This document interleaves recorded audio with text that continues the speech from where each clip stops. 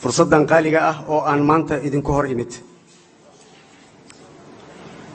sidoo kale waxaan u mahadcelinayaa guddoonka baarlamaanka iyo xildhibaanada sharafta leh oo ii oggolaaday in aan hortooda imaado maanta si aan u weydiisto codkooda kalsoonida, iyagoo matala dhammaan shacabka Soomaaliyeed meel kastoo ay joogaan guda iyo dibadba. mudanayaal iyo marwooyin, howlaha ugu horeeyo ee aan mudnaanta siin doono hadduu alla ii idmo markaad kalsoonidiina isiisaan waxaa ka mid ah: 1 arrimaha amniga, 2 arrimaha doorashooyinka, 3 horumarinta dhaqaalaha iyo adeegga bulshada, 4 cadaaladda iyo garsoorka, 5 dowlad wanaag iyo la dagaalanka musuqmaasuqa, 6 dib u eegista dastuurka, 7 dhab u heshiisiinta in heshiiska dhab loo gaaro, 8 iskaashiga caalamiga ah. gabagabadii guddoonka golaha shacabka, xildhibaanada sharafta leh, waxaan mar labaad idinkaga mahadcelinayaa fursaddan taariikhiga ah oo aan idinkaga codsanayo in aad isiisaan codkiina kalsoonida hadduu alla subxaanahu wa tacaala idmo. mudanayaal iyo marwooyin, waxaa iga go'an inaan soo dhiso xukuumad tayo leh oo ka tarjumaysa baahiyaha kala duwan ee ka jirta dalkeenna Soomaaliya, marxaladdan uu dalku ku jirana ka gudbisa, gaarsiisa, fulisana hannaan doorasho oo heshiis lagu wada yahay hadduu alla idmo. kadibna markii aad isiisaan kalsoonidiina, insha allah waad mahadsantihiin.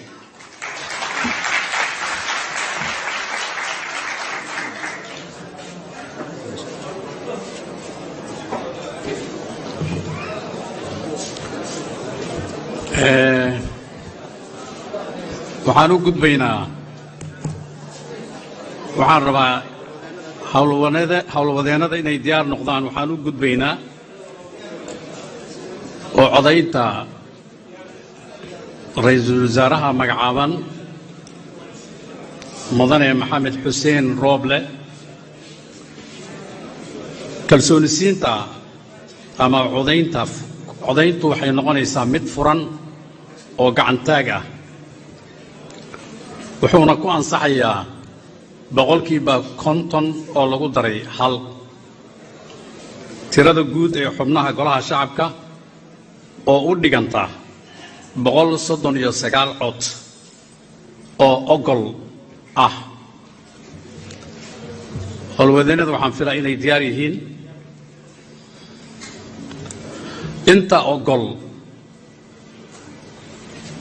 ra'iisul wasaaraha magacaaban mudane maxamed xuseen rooble, ogol inta u codaynaysa kalsoonida hala soo tiriyo. gacanta taaga.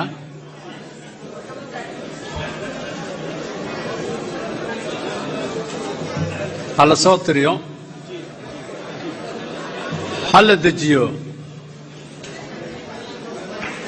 yaa diidan?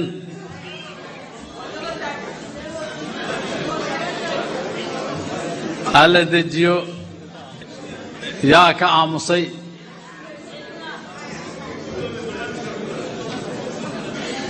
waa mahadsantiin. hala soo tiriyo.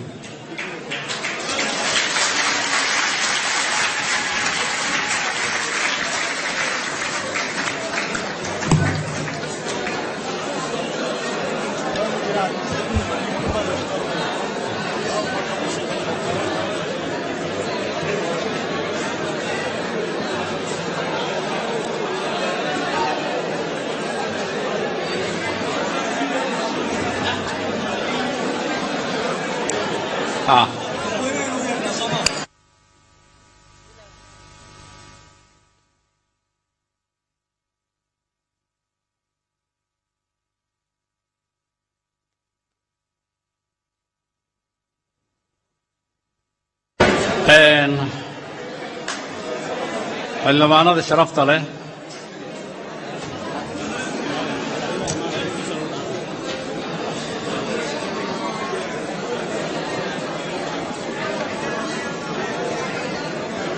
kalsoonisiinta mudane maxamed xuseen rooble ra'iisul wasaarihii magacawnaa sidaan ayay u dhacday wax ka aamusay ma laha wax diiday ma laha waxaa ra'iisul wasaaraha kalsoonisiin ogol u codeeyay 215 xildhibaan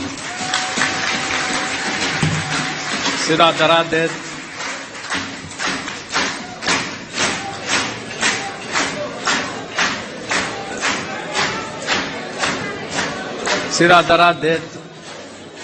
ra'iisul wasaaraha xukuumadda federaalka Soomaaliya wuxuu ku guuleystay kalsoonidii 215tii xaadirka ahaa sidaas uu saax ku yahay waxaan u yeeraynaa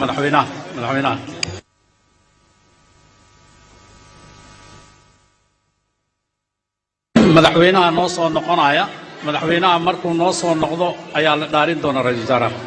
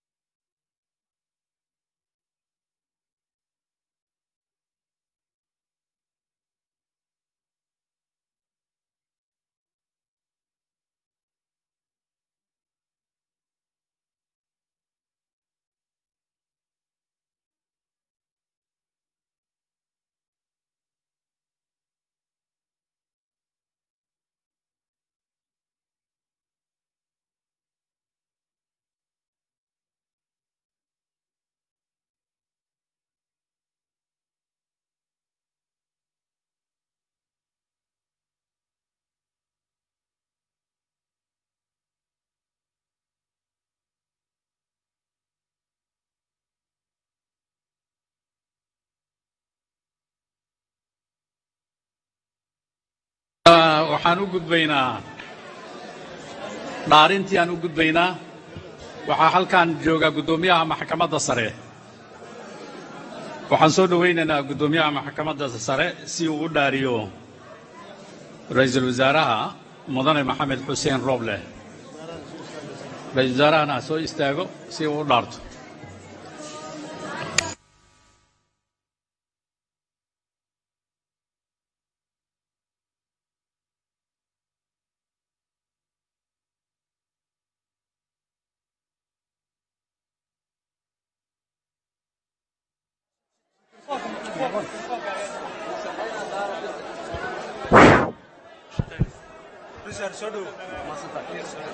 بسم الله الرحمن الرحيم بسم الله الرحمن الرحيم الحمد لله رب العالمين والصلاة والسلام على رسول الله سيدنا محمد وعلى آله وصحبه وسلم مدحوينها جمهورية فدرالك الصومالية shirgudoonka golaha shacabka Soomaaliya ra'iisul wasaaraha cusub ee xukuumadda federaalka Soomaaliya dhammaan xildhibaanada golaha shacabka Soomaaliya assalaamu calaykum waraxmatullaahi wabarakaatuh marka koowaad waxaan hambaliyo iyo ducado u diray ra'iisul wasaaraha cusub ee maanta golaha shacabka federaalka Soomaaliya uu meel mariyay insha Allah taala waan ugu ducaynaynaa xilka inuu Allah u fududeeyo waxaan u gudbaynaa dhaartii ra'iisul wasaaraha insha Allah taala waxaan ku dhaarin doonaa dhaarta uu jideeyay qodobka 104 ee dastuurka jamhuuriyadda federaalka Soomaaliya waxaan akhriyi doonaa mudane ra'iisul wasaare dhaarta qodobkaasi ku qoran waxaana iga daba akhriyi doontaa insha Allah taala sidan u akhriyo insha Allah taala waxaan ku dhaaranayaa magaca Ilaahay waxaan ku dhaaranayaa magaca Ilaahay inaan xilkayga u gudanayo si daacad ah oo danta dalka dadka diintu ku jirto dhowrana dastuurka qaranka iyo shuruucda kale oo dalka u yaala wabillahi tawfiiq assalaamu calaykum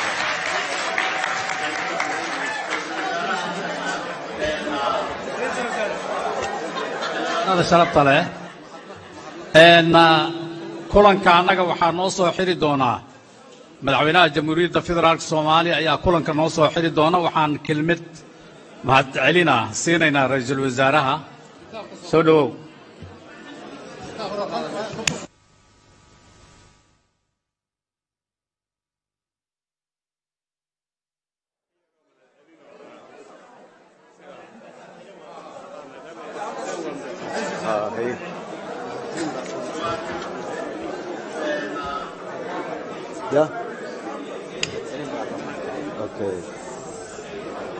رئيس الوزراء waxaan ka rabnaa kaliya kelmad mahadcelina inuu ka horjeediyo golaha shacabka kulanka anaga waxaa noo soo xiri doonaa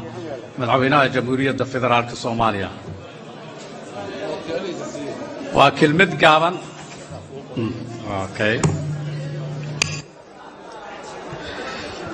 بسم الله الرحمن الرحيم مدحوينها جمهورية فدرالك الصومالية قدونك قولها الشعب حلبانة شرفت له مسؤولين تصرصره الدولة عيدمة أمنية بعض الصحافة مرت شرفتك للدول يضمان شعبك الصوماليات ملك استوي جوغان وحان إذن السلام يا سلامة الإسلام السلام عليكم ورحمة الله وبركاته marka hore waxaan u mahad celinayaa madaxweynaha jamhuuriyadda federaalka Soomaaliya mudane Maxamed Cabdullaahi Farmaajo kalsoonidii uu magacaabay ra'iisul wasaaraha jamhuuriyadda federaalka Soomaaliya 17kii bisha September ee 2020 ina siiyay fursadan qaaliga ah sidoo kale waxa aan gudoonka golaha shacabka iyo xildhibaanada sharafta leh uga mahad celinayaa fursadan taariikhiga ah oo aan idinkuga hor imid iguna siisaan codkiina kalsoonida waxaa kale ka mahad celinayaa soo dhaweyntii iyo taageeradii ay isiiyeen dhammaan shacabka Soomaaliyeed meel kasto ay dunida ka joogaan mudanayaal imarwooyin sida aan mar hore idin sheegay waxa iga go'an in aan soo dhiso xukuumad tayo leh oo ka tarjumaysa marxaladda aan ku jirno iyo baahida dalka meel marisana hanaan doorasho oo xor iyo xalaal ah hadduu aan leedmo heshiisna lagu wada yahay mudanayaal imarwooyin xildhibaanada sharafta leh waxaan rajaynayaa in aad siin doontaan xukuumadda aan soo dhisi doono iyo barnaamijkeeda codka kalsoonida marka aan idin hor keeno si ay u gutaan waajibaadka baaxadda leh ee hor yaalla hadduu Allah subxaanahu wa tacaala idmo waad mahadsantiin kulanka anaga waxaan ku soo gabagabeyn doonaa kelmadda madaxweynaha jamhuuriyadda federaalka Soomaaliya mudane Maxamed Cabdullaahi Maxamed mudane madaxweyne ku soo dhaw kelmadaada mudane gudoomiye oo mahadsan tahay iyo guud ahaan xildhibaanada sharafta leh sida codka aqlabiyadda aad u siiseen ra'iisul wasaaraha cusub waxaa lagu soo wargeliyey in codka kalsoonida ah uu ahaa 215 cidna aysan diidin cidna aysan ka aamusin saas darteed aad iyo aad baan idinku mahad celinayaa kalsoonida aad siiseen waxaan rajaynayaa insha Allah qaybtii hore weytan qaybta labaad uu ra'iisul wasaaraha soo dhisi doono xukuumad tayo leh inaad sidaas oo kale aad siisaan cod buuxa oo aqlabiyad leh insha Allah hadduu ilaahay yiraahdo waana mahadsantihiin mar kale waa mahadsantihiin madaxweyne aad iyo aad u mahadsan tahay kulanka annaga waxaan ku soo gebagabeynaynaa kelmadan madaxweynaha kulanka maanta waa noo xiran yahay madaxweynaha intuu ka baxayana xildhibaanada ha fadhiyaan kulanka annaga waa xiran